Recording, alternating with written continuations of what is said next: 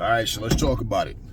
So, there's an interview I saw with Andre Ward and this guy, Mark Kriegle. And they're going back and forth about Terrence Crawford. Now, basically, Terrence Crawford not getting treated right in the sport of boxing. Now, I'm not a fan of anybody's. So, there's always going to be certain things that stand out to other people that they care about that I don't, And I understand the mind of a fan. I know how they think. I know how they take things personal and make things like, they like it's about them, which is foolish to me. Okay, it's just things that some people, many people will go to their grave never having that certain maturity to understand, you know what, stuff is not nearly as important as I thought it was. Now, about Terrence Crawford, Dre is talking about how people was writing Terrence Crawford off, how Bob Arum and different people didn't put any real work into Terrence Crawford and building his brand.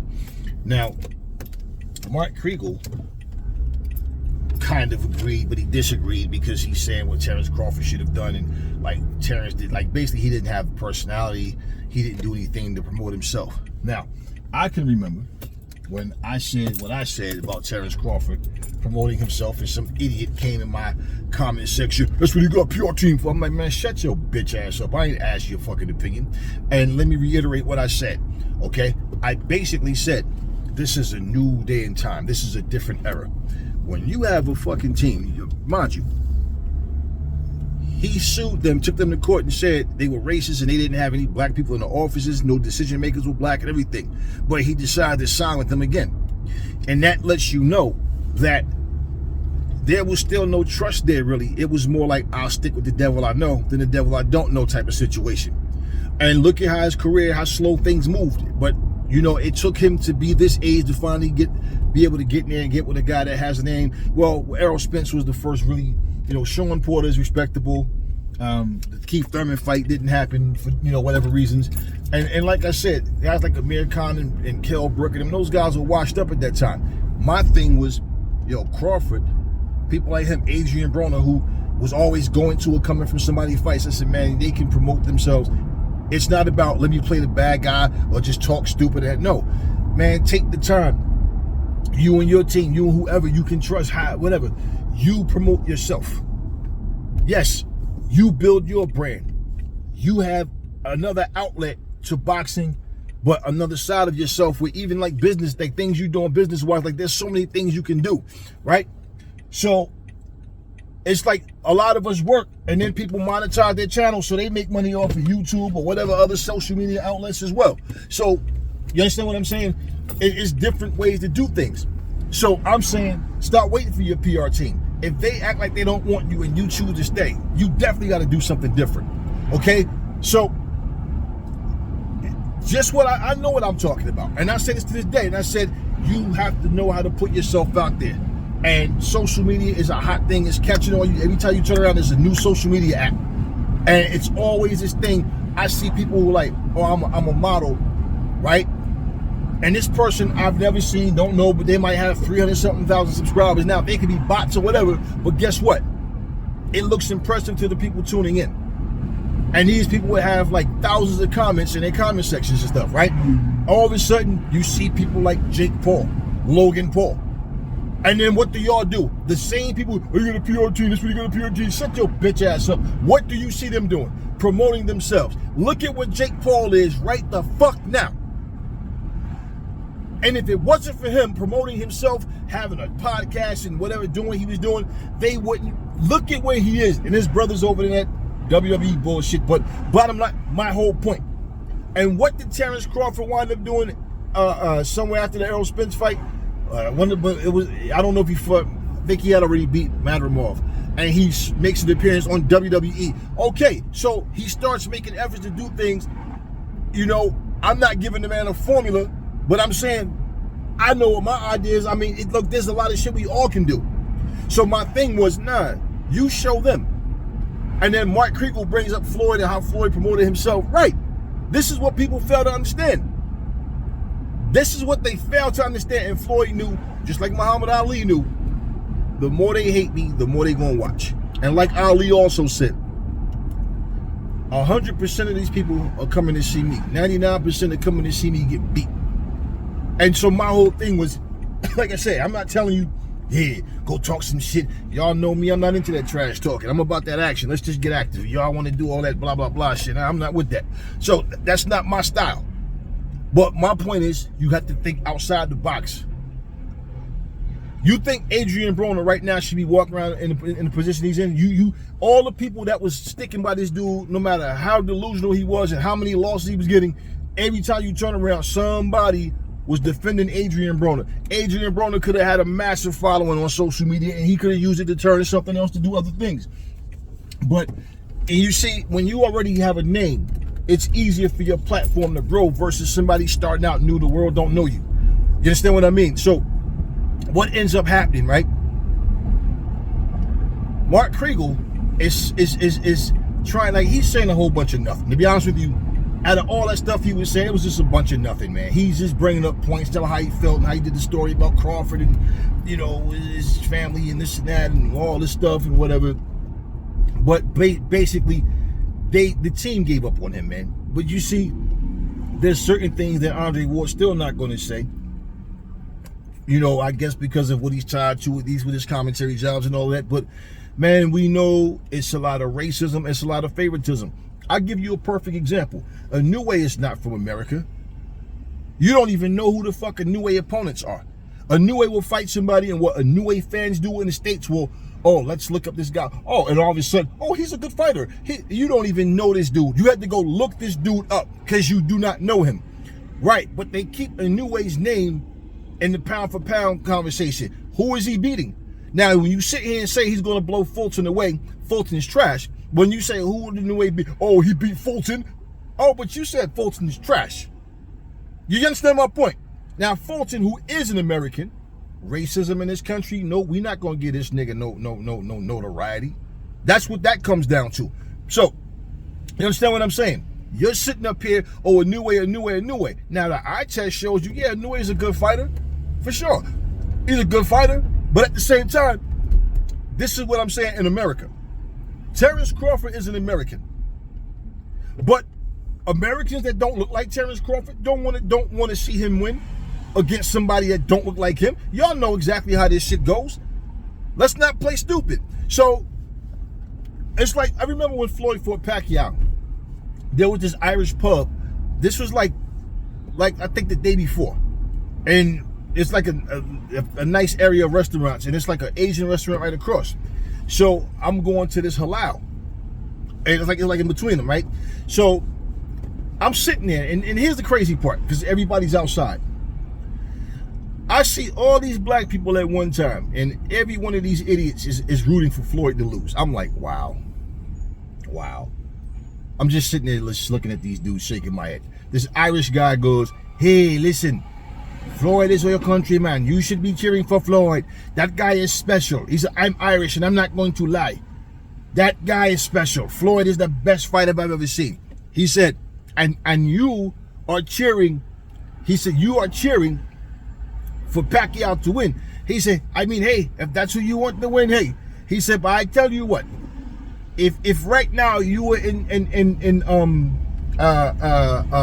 Thailand, and you find one person cheering for Floyd, just one, he said, you'd be shocked, wouldn't you? You're black. That man is black, just like you. That's your brother, and you're going against this guy. Why? Why you want to see Floyd lose so bad? Why black? This is what he said. Why black people hate each other so much? This is coming from an Irishman. All of a sudden, all these black dudes, nah, you. I mean, well, you know, it's like, well, you. They're trying to explain. I'm just sitting there looking at these motherfuckers, like, wow.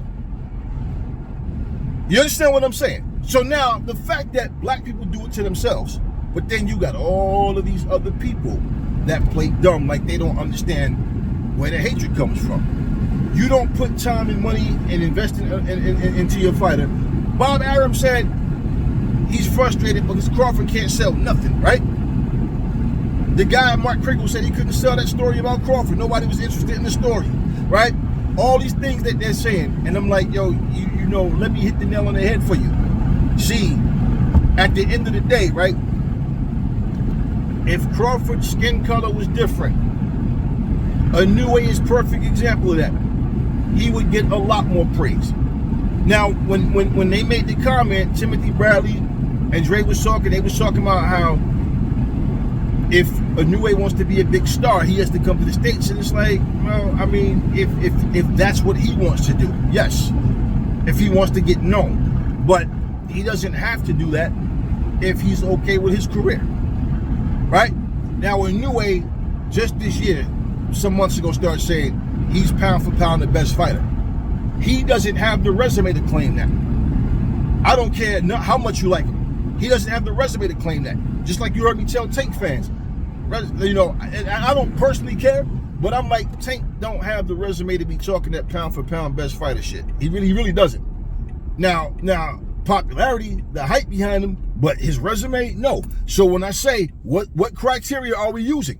Now you go back up and look on a fighter's resume, and if you say Nito Donaire and this guy, just said his name, that Crawford, Inoue beat is the two best names on his motherfucking resume. Not to mention we seen him get dropped twice by guys nobody knew, right? Anybody else, oh, they got a weak chin, right? He got a suspect. You don't hear nobody say that about Inoue. And this is what I'm saying. We here in America, people telling me about Ja Opataya. Here in America, do I care? No. And I think, you know, Ja Opataya is a good fighter. But does he have the resume? Does he have the opponents? No. Which means a guy like Ja Opataya might have to end up going up to heavyweight if he cares about being noticed. David Benavidez left 168.